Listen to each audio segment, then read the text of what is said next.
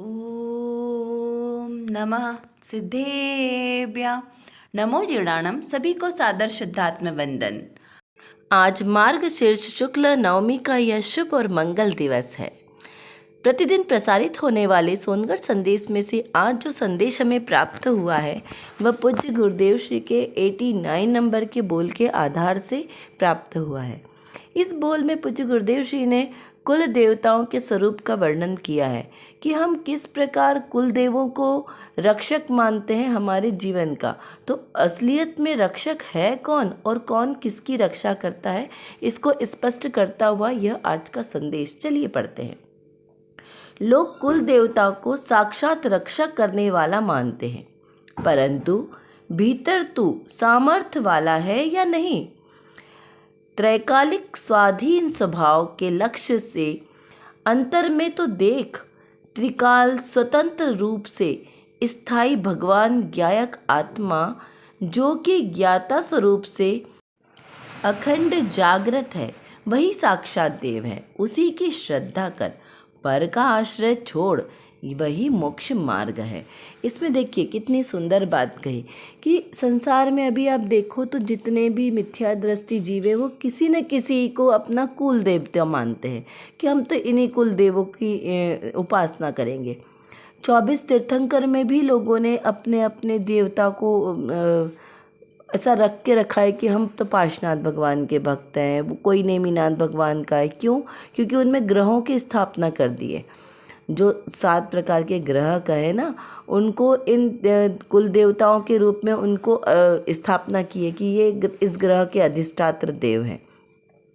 तो वो किस अपेक्षा से किया है वह नहीं समझते और एकमात्र ऐसी मिथ्या मान्यता करते हैं कि इन कुल देवताओं की पूजन अर्चन करने से ये देवता प्रसन्न होंगे और हमारे पर उपकार करेंगे। जबकि कोई भी देव यानी जो वीतरागी सर्वज्ञ हितोपदेशी, हम उनकी बात कर रहे हैं यहाँ पर, सच्चे वीतरागी देवों की।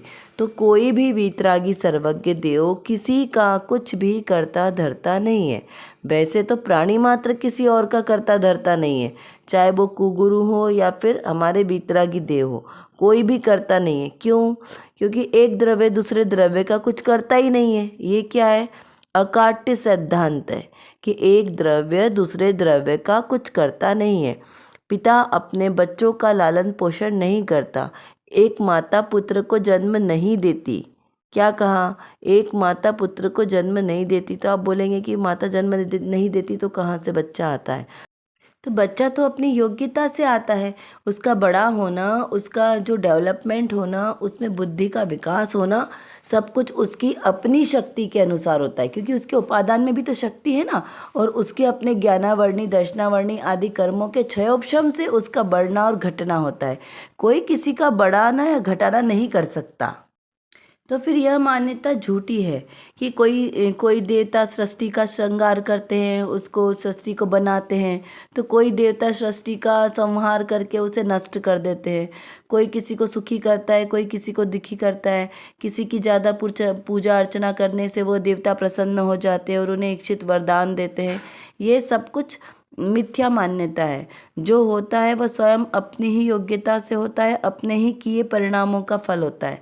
कोई किसी का कुछ नहीं करता। तो इसलिए यहाँ पे कहा कि इस प्रकार कुल देवताओं को साक्षात रक्षा करने वाला मानते हैं, यह कैसा है? मिथ्यात्व है। परंतु भीतर तो सामर्थ्य वाला है, यह नहीं जानते कि जो सामर्थ्य वाला है वह तो मैं स्वयं हूँ। मेरी अपनी सामर्थ्य की शक्ति से कोई भी हमारा कार्य अच्छा या बुरा होता है, सफलता प्राप्त होना, यह सब हमारे अपने सामर्थ्य के आधार पर होती है। कोई देवता या किसी की मन्नत लेने से इससे नहीं होती है। वो तो ऐसा एक निमित्त नैमित्तिक संबंध हो जाता है कि हमने कहीं कोई ऐसी मान्यता ली और वो हमारी इत्तेफाक से पूरी हो गई। क्या कहा? इत्तेफाक से पूरी हो गई। तो ऐसा आरोप आ जाता है कि हमने ऐसी मान्यता ली तो हमारा मुनि सुब्रतनाथ भगवान ने हमारे सारे शनि ग्रह को टाल दिया। पार्श्वनाथ भगवान से हमें पुत्र की प्राप्ति हुई, हमें धन संपत्ति की प्राप्ति हुई, तो ऐसा हमारा आरोप आता है।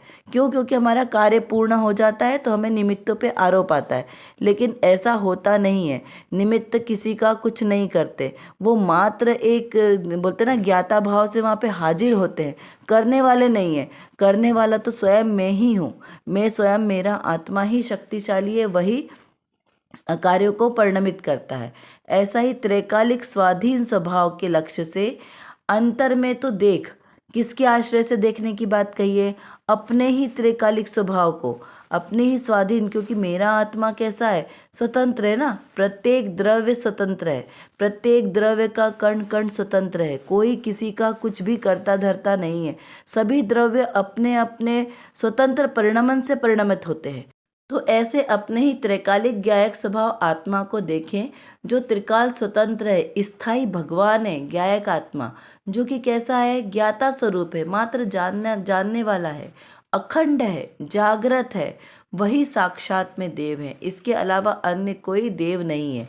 तो हमें उनकी ही श्रद्धा करना है, पर का आश्रय छोड़ना है कि पर के निमित्त से हमारा कल्याण होगा, यह मिथ्या बुद्धि छोड़कर अपनी ही आत्मा का आश्रय ग्रहण करना है, वही मोक्ष मार्ग है। देखिए, मोक्ष मार्ग प्रकाशक जी में आता है, अनादि निधन वस्तुएं भिन्न भिन्न अपनी अपनी मर्यादा के अनुसार परिणमित होती है। कोई किसी को परिणमन कराने में अधीन नहीं है। पर को परिणमित कराने का भाव ही मिथ्या दर्शन है। कोई दूसरा द्रव्य किसी दूसरे द्रव्य को परिणमित कराए, यह जो बात है, यही मिथ्या दर्शन है। और जहाँ तक कुल देवताओं की बात कही है, तो कुल देवताओं का ऐसा है कि जो हमारे 4 प्रकार के देव होते हैं ना स्वर्ग में, उन 4 प्रकार में से 3 तो भवनत्रिक देव है, और सभी देवों के विमानों में अब एक एक अकृत्रिम जिनालय होता है, और उस जिनालय में एक एक तीर्थंकर होते हैं। तो जो अलग, जैसे मान लो व्यंतरवासी देव हैं या भवनवासी देव, तो उनके चैत्यालयों में, उनके जिनालयों में जो एक देवता होते हैं, कुल देवता, उसमें से एक जो है, जैसे हम मंदिरों में एक मूल नायक भगवान विराजमान करते ना, भगवान मंदिर में तो बहुत सारी प्रतिमा विराजमान है, लेकिन प्रत्येक डेरी में एक मूल नायक भगवान को विराजमान करते हैं। तो जैसे मूल नायक भगवान होते हैं, ऐसे ही देवों के विमान में भी एक कुल देवता होते हैं, जिसको वो कुल देवता कहते हैं, या हम उसे मूल नायक कह लो। तो उस प्रकार से वो परिपाटी है कि इस देव के मंदिर में ये कुल देवता है। लेकिन वो भी सब वीतरागी तीर्थंकर भगवान होते हैं, रागी नहीं होते हैं। तो यहाँ पर जो हम रागी देवताओं को कुल देवी मानते हैं, कुल देवी या कुल देवता, तो यह मान्यता मिथ्या मान्यता है। इस प्रकार का जो पोषण होगा, ये मिथ्यात्व का पोषण होगा, कुदेव का पोषण होगा, और ये कुदेव, कुगुरु, कुशास्त्र का पोषण संसार में भटकाने वाला है। इसे छड़ाला जी में उपल नाव की उपमा दी है कि जिस प्रकार उपल यानी पत्थर, जिस प्रकार पत्थर की नौका में आप समुद्र को पार नहीं कर सकते, वैसे ही कुगुरु, कुदेव, कुशास्त्र यानी जो वीतरागता का पोषण नहीं करते और राग का पोषण करते, राग से मिश्रित है, ऐसे देव शास्त्र गुरु, उनकी पूजा अर्चना करना संसार में भ्रमण कराने का कारण है। तो इस प्रकार से जो कुल देवता है, हम वीतरागी देव को माने तब तक तो सही है, लेकिन रागी देवताओं को मानना मिथ्यात्व का कारण है। तो इस प्रकार हमें यहाँ पर देव का सच्चा स्वरूप समझना है। हमने अच्छी तरीके से समझा कि सच्चा देव किसे कहते हैं, सच्चा शास्त्र किसे कहते हैं, गुरु किसे कहते हैं।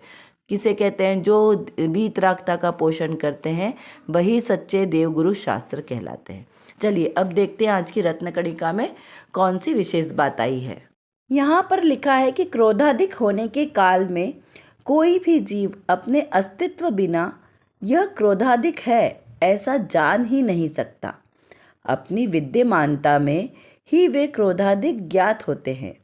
रागाधिक को जानते हुए भी ज्ञान ज्ञान ज्ञान ऐसा मुख्य रूप से ज्ञात होने पर भी ज्ञान सो मैं ऐसा न मानकर ज्ञान में ज्ञात होने वाले रागाधिक सो मैं ऐसा राग में एकत्व बुद्धि से जानता है, ऐसा ही मानता है, इसीलिए वह मिथ्या दृष्टि है।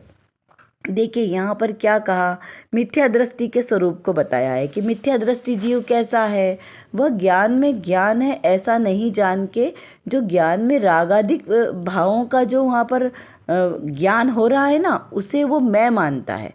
क्या कैसा, जैसे एक एग्जाम्पल हम देखें तो दर्पण, दर्पण कैसा है? दर्पण में कोई ज्ञान है क्या? नहीं। दर्पण बोल सकता है? नहीं। दर्पण सुख दुख का अनुभव कर सकता है? नहीं। लेकिन वो दिखाता क्या है? वो हमें अपना स्वरूप दिखाता है।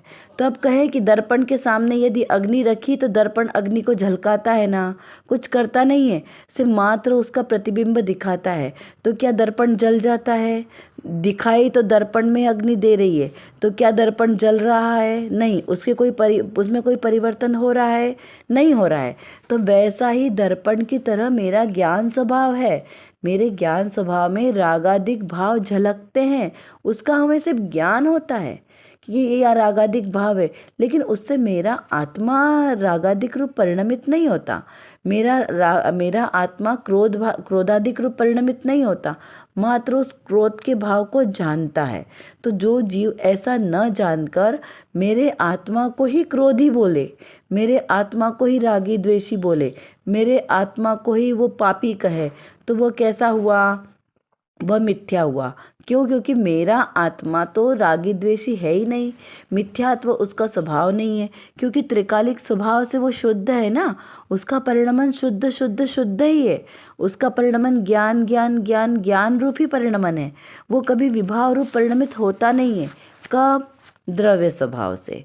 तो द्रव्य स्वभाव से तो मेरा आत्मा सदा से सम्यक दृष्टि वीतरागी ही है, लेकिन इस पर्याय में जो विभाव भाव है उसकी वजह से जो मेरा आत्मा है वही मिथ्या दृष्टि रागी रूप परिणमित होता दिखाई देता है। क्या कहा?